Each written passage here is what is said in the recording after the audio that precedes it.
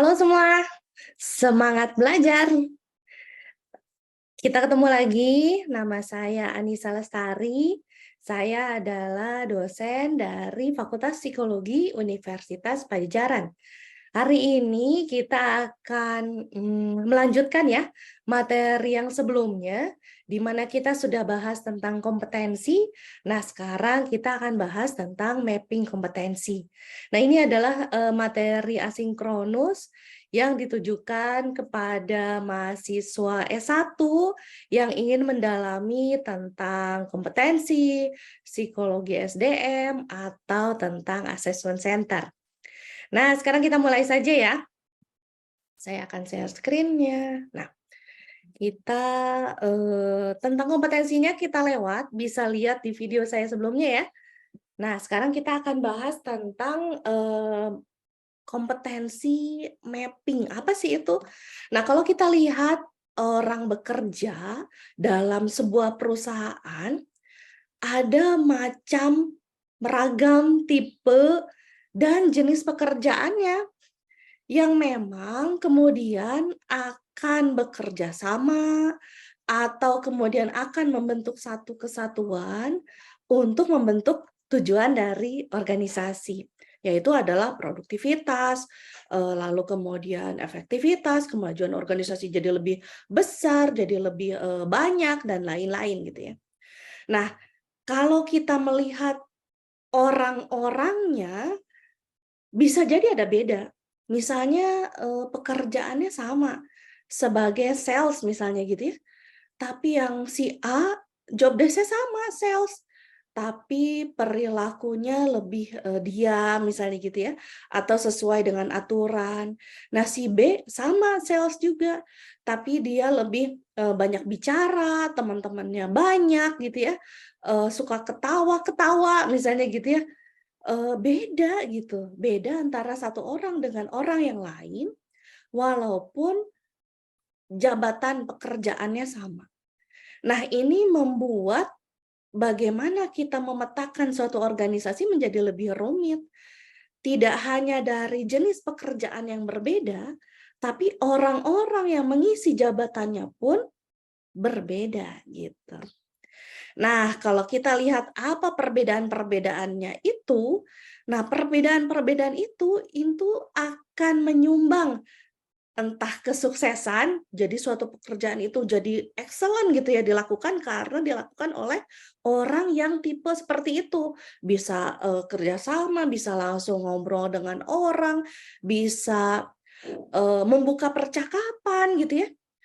Nah, tapi kalau yang si A ya, tadi kan si B ya yang bisa talkative tadi. Kalau yang si A berarti kan bagaimana suatu pekerjaan itu dilakukan oleh orang yang lebih tadi diam misalnya gitu ya, padahal ini adalah untuk sales. Nah, ini tentu akan berakibat pada performa kerja yang berbeda. Nah, sementara dari sisi perusahaan atau organisasi akan melihat siapapun orangnya kalau bisa tercapai kan gitu. Mau si A, si B, si C, si D gitu, si Z, siapapun lah, tapi harus bisa mencapai performa kerja yang diharapkan. Nah, tahukah teman-teman bahwa sebetulnya 50% suatu performa kerja itu tidak tercapai, itu dikarenakan diduduki oleh personel-personel yang salah gitu. Nah, sehingga karakteristik personel yang menduduki jabatan tertentu itu tuh akan sangat mempengaruhi bagaimana suatu pekerjaan itu dapat sukses dilakukan, sukses dalam mencapai tujuannya tadi gitu. Jadi bisa 50% ya dari faktor perbedaan individunya. Nah, kalaupun kita tahu, oh ini beda ya, oh untuk sales harusnya diisi oleh orang-orang yang seperti apa ya, misalnya kayak gitu. Nah, namun 25% nih dari kita sudah memetakan jabatan-jabatan tersebut ya, ini tuh masih ada gap yang belum bisa untuk pecahkan gitu ya. Dan kemudian ini menjadi problem, bagaimana akhirnya suatu perusahaan atau suatu organisasi bisa optimal, bisa sukses gitu ya, bisa produktif gitu ya, kalau kita tidak bisa mengelola SDM-SDM yang ada di dalamnya dengan variabilitas orang-orang yang ada di dalamnya. Toh kita tahu bahwa 50% itu karena SDM yang berbeda, 25%-nya itu masih tidak bisa kita penuhi. Bagaimana memangnya cara untuk meningkatkan performa dari orang-orang yang memang kurang perform tadi gitu ya, yang karena memiliki perbedaan individu gitu. Nah, ini yang membuat perlu ada pengelolaan yang lebih sistematis, lebih bisa kita lakukan secara pemetaan, pemeliharaan, maupun melakukan intervensinya untuk disesuaikan bagaimana kita dapat memenuhi tujuan dari perusahaan atau dari sisi organisasi. Nah, sebelum sampai ke sana, kita akan melihat dulu dari sisi kompetensinya. Jadi sebelum kita lihat produktivitasnya dan lain-lain, kita lihat dari variabilitas orang-orang yang melakukan pekerjaan yang tersebut ya. Nah, orang-orang yang melakukan pekerjaan tersebut itu karena memiliki pengetahuan, karena memiliki keterampilan, karena memiliki kemampuan gitu ya, karena memiliki misalnya keramah tamahan gitu ya, atau senyuman gitu ya, yang membuat pekerjaan itu menjadi lebih objektif produktif nantinya gitu. Dan tadi senyuman, ramah tamah itu dapat kita lihat secara objektif. Apa sih memang itu kalau kita lihat dari sudut pandang pekerjaan gitu. Apakah itu pengetahuan? Apakah itu keterampilan? Tentu bukan ya.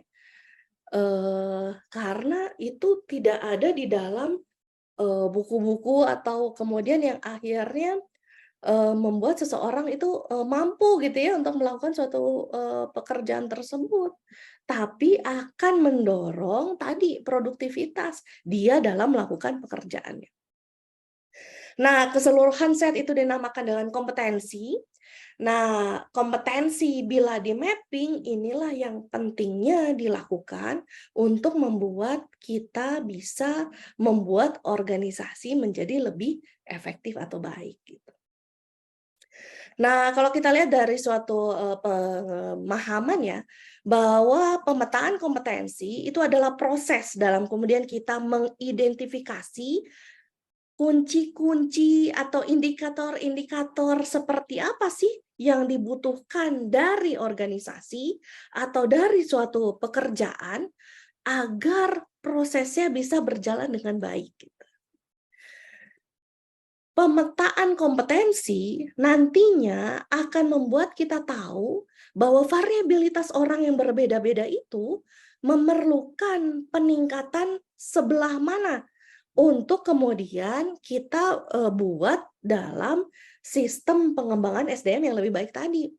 Entah melalui evaluasi pekerjaannya, entah melalui pelatihan, atau kemudian kita akan mengetahui bila kita melakukan rekrutmen dan kemudian ada seleksi orang-orang, kita tahu orang yang dibutuhkan untuk memegang jabatan tertentu ini spesifiknya itu harus seperti apa.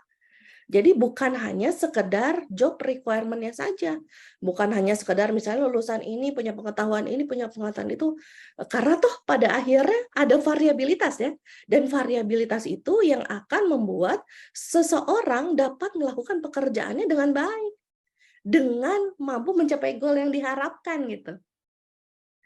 Nah, jadi dengan kata lain, pemetaan kompetensi itu adalah suatu upaya yang dapat kita lakukan untuk mengetahui baik itu kelemahan ataupun kelebihan SDM atau organisasi untuk kemudian kita petakan lebih lanjut. Dan bisa juga kita masukkan ke dalam sistem-sistem pengelolaan SDM atau pengelolaan organisasi sehingga dapat berjalan dengan lebih baik juga. Nah, sekarang bagaimana kita akan menggunakan kompetensi mapping ini? Kalau dari sisi pegawainya ya, atau dari sisi SDM, kompetensi mapping ini akan meningkatkan bagaimana seseorang punya awareness atau kesadaran, saya ini punya skill yang seperti apa, dan butuh peningkatan yang seperti apa, sehingga saya bisa menjalani kedudukan saya itu dengan lebih baik, dengan lebih produktif, dengan lebih efisien gitu ya, dengan lebih tidak time consume misalnya seperti itu. Nah, jadi akan ada panduan yang jelas seperti apa individu harus mengembangkan dirinya untuk dapat memenuhi tantangan dari pekerjaannya tersebut, tantangan dari organisasi yang berada dalam industri dan tantangan yang lain gitu ya, maupun bagaimana kita dapat mencapai tadi tujuan yang diharapkan tadi. Jadi di sini akan ada penggambaran scope of work-nya seperti apa, dari existing pekerjaan seperti apa, untuk kemudian dikembangkannya bagaimana. Lalu kemudian dari sisi pekerjaannya tersebut, berarti kita akan tahu, oh berarti pembelajaran apa nih yang harus ditingkatkan, atau keterampilan apa nih yang harus ditingkatkan untuk memenuhi kompetensi dan levelnya ya, yang diharapkan tadi.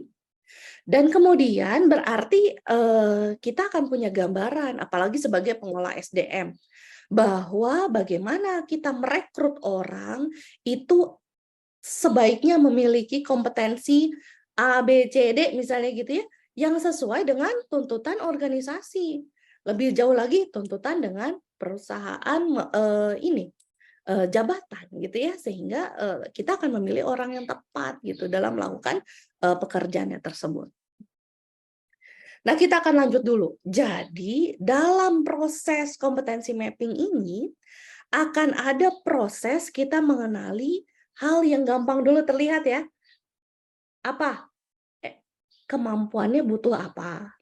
Lalu kemudian keterampilannya berarti butuhnya apa gitu. Sehingga akan ada peta, berarti dibutuhkan ability seperti apa, skill seperti apa.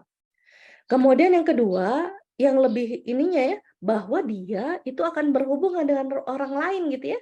Jadi akan location-nya seperti apa, relationship-nya seperti apa, agar dia dapat menjalankan perannya itu dengan optimal. Nah, yang berikutnya itu adalah tadi dalam upaya pencapaian goal yang diharapkan tadi. Sehingga akan diidentifikasi bagaimana dia akan tahu task objektifnya, goal yang mau diharapkan tadi, maupun bagaimana dilakukan identifikasi terhadap tadi ya upaya-upaya dalam hal pencapaian tujuan tadi dari sisi pekerjaan. Jadi ada tahapan-tahapan yang dilakukan untuk kemudian kita akan mengenali kompetensi mana yang penting gitu ya, dan kemudian kita akan melakukan mappingnya gitu. Kalau kita lihat apa sih pentingnya kita melakukan mapping kompetensi? Yang pertama tadi ya, bahwa kita kemudian akan jadi tahu skill yang dibutuhkan dari suatu pemegang jabatan itu apa.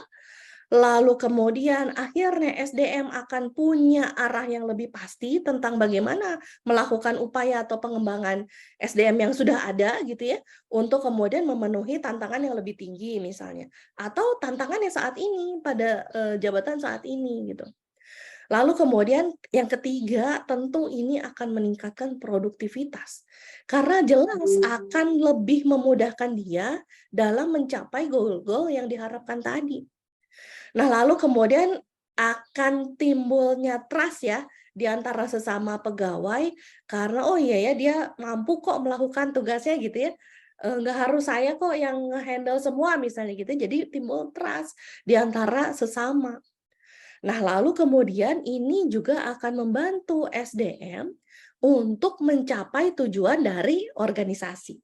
Dan berikutnya, ini akan mengintegrasi bagaimana praktek-praktek manajemen yang ada di perusahaan itu kemudian dapat terintegrasi dan kemudian akan saling menopang. Mulai dari praktek rekrutmen misalnya, seleksi misalnya, placement misalnya, training misalnya, pengembangan budaya gitu ya, dan macam-macam. Nah, jadi kalau kita mau melakukan kompetensi mapping, berarti kita akan memetakan seperti apa sih tantangan yang, dimiliki saat ini, lalu kemudian kita akan memetakan bagaimana effort-effort individu itu kemudian akan, memiliki tuntutan untuk dia punya skill set tertentu, keterampilan tertentunya apa, ability-nya apa gitu ya. Kemampuannya apa, pengetahuannya apa, agar dia secara spesifik dapat memegang pekerjaannya gitu. Dan kemudian akan ada awareness ya. Nah, awareness ini penting karena seyogyanya pengembangan itu bukan hanya dilakukan ya, atau diperintah gitu oleh organisasi atau perusahaan. Tapi pengembangan dirinya juga disadari oleh kita, sehingga tahu, "Oh ini pentingnya apa ya buat saya?" Gitu ya. Sehingga akan timbul ya motivasi internal untuk pengembangan diri tersebut, dan akhirnya punya rasa tanggung jawab untuk meningkatkan kemampuan diri sendiri. Nah, lalu kemudian kita akan ada, tools untuk melakukan evaluasi, baik itu dalam rekrutmen ataupun seleksi gitu ya, dan bisa jadi dalam hal penilaian, kinerja karyawan, berkaitan dengan atribut-atribut apa yang karyawan miliki dan kemudian dapat kita nilai gitu ya berdasarkan kompetensi. Nah, tapi tentu saja ini ada kalau ada keuntungan pasti ada kekurangan ya. Kekurangannya apa? Yang satu itu adalah, prosesnya lama, karena perlu ada assessment terlebih dahulu ya, lalu kemudian akan ada pemetaan pegawai terlebih dahulu untuk tahu seperti apa sih kondisi orang-orang yang ada. Kemudian yang kedua, kalaupun misalnya sudah dilakukan assessment, bisa jadi hasilnya itu tidak dimanfaatkan. Jadi, ya tidak berguna gitu dalam praktek manajemen atau dalam hal, peningkatan, kompetensi karyawan atau dalam, pengelolaan SDM, nggak dipakai gitu. Lah, lalu kemudian yang ketiga bisa jadi ini membuat tidak ada ruang gitu untuk pengembangan yang lain karena fokus pada kompetensi mana yang dia kurang saat ini gitu. Sementara kebutuhan untuk misalnya jabatan yang lebih tinggi atau tantangan dunia yang lebih, maju gitu ya, itu tidak terlihat karena tidak terpetakan. Sehingga bagaimana kita mengembangkan diri ke sana itu tidak bisa jadi tidak terpikir saat itu ya, begitu dihadapi, wah ini kompetensinya semuanya kurang gitu. Jadi nggak ada persiapan ke sana gitu ya. Nah, lalu kemudian bisa jadi ini membuat, SDM itu merasa, kesulitan gitu ya untuk melakukan, perubahan, karena bisa jadi tahu ini teorinya bagus gitu ya, tapi prakteknya nggak tahu atau, kurang bisa atau kemudian dapat tantangan tentang relasi berhubungan dengan orang. Nah, kemampuan dia tuh jadi nggak bisa nggak bisa dibuat atau diwujudkan gitu dalam praktek kerjanya gitu. Jadi memang, kompetensinya kan berarti akan berkaitan ya dengan bagaimana setting di mana lingkungan dia itu dimunculkan tadi gitu. Nah, sehingga produktivitas yang diharapkan ada, ini nggak muncul. Nah, jadi teman-teman saya, ulang lagi bahwa pemetaan kompetensi ini memang, proses, namun prakteknya akan baik gitu ya, karena akan menunjang ke arah produktivitas dari perusahaan itu sendiri atau organisasi.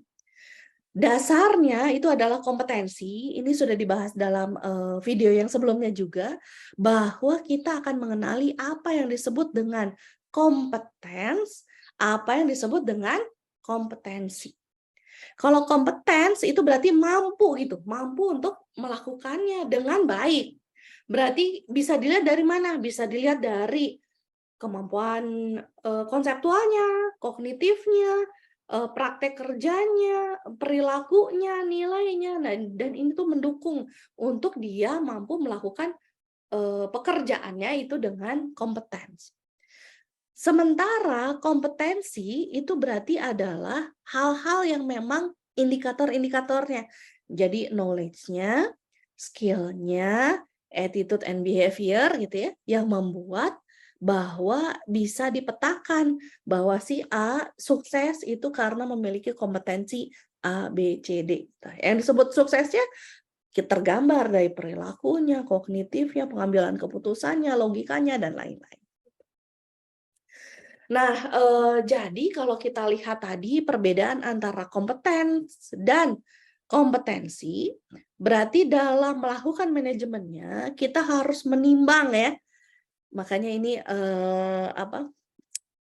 seimbang nih antara apa yang kita lihat di lapangan dengan apa yang kemudian kita petakan dalam kompetensi tadi. Di lapangan sebagai kompetens, itu adalah bagaimana dia melakukan job secara spesifik dan itu baik. Bagaimana perusahaan memang dapat excellent gitu dalam mencapai tujuan-tujuannya. Bagaimana suatu performance itu dapat di deliver gitu dan kemudian itu optimal gitu ya. Jadi ada karakteristik yang membuat penilaian bahwa suatu pekerjaan itu kompetens. Nah, ini kemudian dipetakan ke dalam kompetensi, yang artinya ada faktor intrinsik, dalamnya kayak gimana, faktor generik, secara umum SDM yang ada dalam organisasi ini kayak gimana, spesifik di pekerjaannya nih, individual excellence-nya, kenapa, seperti apa, dan kenapa dia bisa melakukan pekerjaannya dengan baik? Berarti ada KSAB. KSAB itu adalah knowledge, skill, attitude, and behavior ya dari top performers. Jadi tentu saja kalau semuanya bagus itu oke, tapi kan jarang ya di mana suatu perusahaan seluruh SDM-nya itu kompeten dan optimal itu kan enggak. Nah, jadi biasanya tuh sekitaran 5% ya yang dianggap top performer gitu ya, yang kemudian nanti akan dipetakan, diidentifikasi seperti apa sih mereka knowledge, skill, attitude, dan behavior-nya, sehingga yang lain yang nggak masuk top performer itu mereka punya learning and development apa yang bisa dicanangkan oleh organisasi sebagai intervensi. Nah, jadi kalau di sini kita lihat ada key elemen kompetensi manajemennya. Ini berarti ada core kompetensi yang berkaitan dengan keseluruhan kompetensi inti yang harus dimiliki oleh seluruh pegawai yang berada dalam organisasi tersebut. Kemudian yang kedua, ada organisasional competence yang artinya bagaimana individu yang berada dalam divisi-divisi tertentu gitu ya saling bekerja sama untuk membentuk suatu goal yang diharapkan itu akan memiliki kompetensi tertentu. Dan yang terakhir, kompetensi dari si individunya sendiri. Bagaimana dia dapat memegang perannya, bekerja sama dengan orang lain, memenuhi tuntutan organisasi sehingga dia dapat optimal tadi.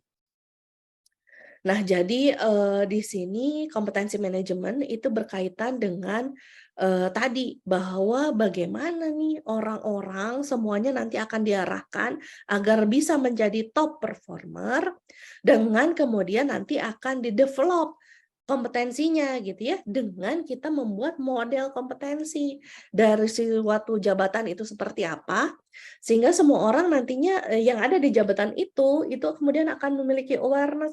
Oh, saya ini baru level apa? Harusnya kemana nih tuntutan dari organisasi? Sehingga saya harus meningkatkan dirinya seperti apa, gitu. Ya. Nah, jadi kalau kita lihat bahwa kompetensi di dalam organisasi ini ada yang disebut core kompetensi ya. Yang kedua adalah manajemen kompetensi, apakah dia leadernya atau followernya, misalnya gitu ya, hubungan antar orang, antar bidang yang mungkin saja membutuhkan kompetensi tertentu gitu ya. Dan yang ketiga itu adalah secara teknikal atau fungsional atau behavioral kompetensi yang berkaitan dengan dirinya melakukan pekerjaannya. Nah, jadi kalau kita lihat di sini tentu ada cross ya antara core management dengan behavioral. Nah, ini semua nanti kita akan petakan sesuai dengan visi dan misi organisasinya seperti apa. Sehingga bisa jadi berbeda ya antara satu perusahaan dan perusahaan yang lain. Apa yang dianggap penting dari perusahaan A bisa jadi berbeda dengan perusahaan B, walaupun nilai produktifnya sama. Misalnya kalau bisa peningkatan revenue 100% misalnya ya, si A sama, si B sama, si organisasinya. Tapi yang dianggap pentingnya berbeda gitu ya. Nah, ini yang kita gambarkan melalui kompetensi tadi. Nah, jadi dalam kemudian kita melakukan mapping, kita akan melihat dulu organizational kompetensinya. Yang pertama dari sisi perspektif organisasi, kemudian yang kedua klasifikasi atau yang pertemuan kemarin kita lihat family ya, job family ya, kompetensinya ya. Klasifikasi dari organisasional kompetensi. Lalu kemudian core kompetensinya apa? Jadi kompetensi apa yang memang merupakan prinsip dasar yang harus dimiliki oleh seluruh karyawan dalam organisasi tersebut. Nah, lalu kemudian adalah manajerial kompetensi, misalnya yang bersifat supervisory gitu ya, leadership, pengambilan keputusan gitu ya, atau manage other dan lain-lain. Dan yang terakhir itu adalah yang bersifat fungsional kompetensi atau technical kompetensi. Jadi bagaimana dia dapat melakukan fungsi tugasnya sesuai job desk-nya itu dengan baik. Nah, nantinya kan kita akan melakukan nih tentang kita akan membuat model suatu kompetensi dengan melalui proses kompetensi mapping terlebih dahulu kan gitu. Nah, ini contohnya ya. Contohnya apabila kita melakukan organizational competence, misalnya tentu saja ini berbeda ya dari satu organisasi ke organisasi yang lain tuh berbeda. Jadi kita akan tentukan yang pentingnya tuh mana gitu ya. Misalnya di sini mulai dari adaptasi, attention to detail, komunikasi, creativity and inisiatif, customer service orientation, ini adalah hal-hal yang dianggap penting yang harus dimiliki oleh seluruh karyawan. Dan ini membentuk bagaimana seseorang dapat melakukan decision making, dependability, bisa ngambil keputusan sendiri gitu ya, mandiri, punya diversity support, jadi bisa merangkul gitu keanekaragaman yang ada di SDM, bisa employee development, jadi mengembangkan anak buahnya gitu ya, maupun melakukan inovasi. Kemudian nanti kita lihat berikutnya berarti dia akan tahu role spesifik atau technical knowledge-nya seperti apa, bagaimana organizational skill, bagaimana problem solving skill, bagaimana quality of work, lalu kemudian bagaimana quality orientation. Dan hal ini berarti akan berkaitan dengan safety orientation, ini yang dianggap penting ya oleh perusahaan, teamwork and collaboration, dan terakhir adalah work ethic. Jadi harus sesuai dengan norma, aturan, standar yang berlaku, safety itu yang utama, dan kemudian adalah teamwork. Nah, contohnya ini. Nah, bagaimana kita melakukannya? Nanti kita akan lihat lagi ya, bagaimana melakukan modelnya dengan mengenali hal-hal penting ini. Yang pertama, organizational kompetensi itu adalah yang kita akan merujuk pada cross fungsi ya, bersilangan gitu kompetensi-kompetensinya, karena mereka akan menjadi satu, menjadi tujuan dari yang ingin diarahkan oleh organisasi. Jadi nggak bisa dilihat dari satu sisi saja. Nah, kemudian yang kedua, kompetensi itu kita akan lihatnya dari sisi organisasi, bukan dari sisi karyawannya. Ya, walaupun nanti karyawannya akan dipetakan, kita akan lihat bagaimana itu akan menunjang ke arah pencapaian tujuan dari organisasi, bukan tujuan karyawannya gitu ya. Nah, kemudian yang ketiga ada framework-nya. Framework-nya berarti kita akan mengenali skill-nya gimana, behavior-nya gimana, performance standarnya gimana, budaya kerjanya gimana gitu ya, agar kemudian Perusahaan nih bisa survive menghadapi tantangan, bisa bertumbuh, bisa berkembang, bisa sukses menghadapi persaingan-persaingannya gitu ya, dengan menghadapi masalah-masalah yang berada pada lingkungannya, masalah sosial kayak masalah ekonomi, masalah politik dan lain-lain gitu ya.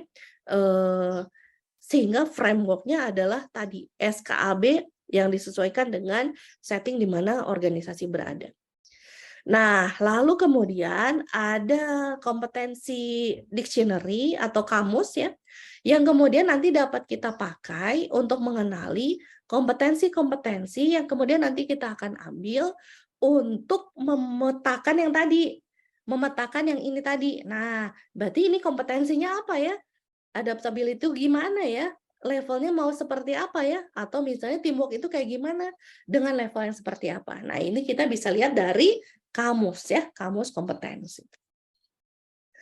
Nah, jadi contohnya kayak gini. Jadi kalau kita membuat mapping, berarti tadi kita sudah melakukan pemetaan ya tentang bagaimana organisasi itu produktifnya atau pencapaian goalnya besarnya apa, dengan cross fungsional seperti apa, sehingga setiap orang itu harus memiliki kompetensi seperti apa. Nah, jadi dengan demikian berarti kalau kita lihat dari kompetensi dari sisi organisasi yang ingin dicapai oleh organisasi tersebut, itu tadi yang sebelah kanan.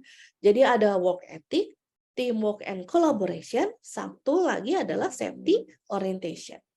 Klasifikasinya misalnya adalah, di jabatan keuangan, ada jabatannya macam-macam ya, ada tentang penggajian misalnya, ada pajak, ada apa misalnya ya dalam family keuangan tadi. Ada family-nya marketing, misalnya family-nya adalah operasional. Ini bergantung pada perusahaannya ya.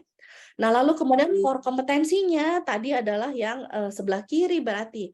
Core kompetensinya itu adalah yang umum. Misalnya di sini adalah adaptasi, attention to detail, komunikasi, creativity and inisiatif, lalu kemudian customer service orientation.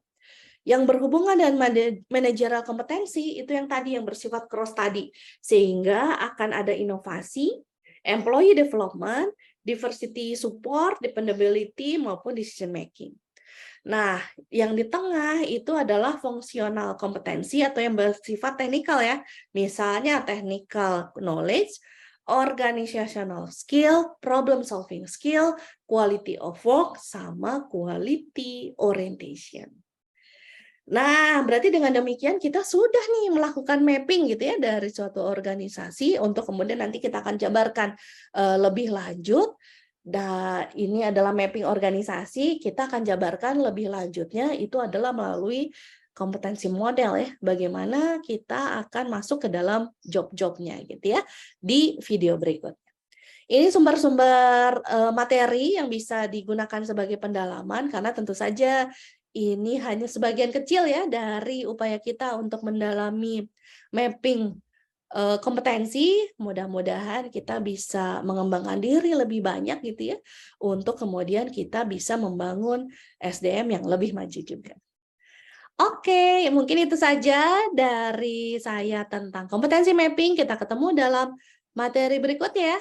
Salam.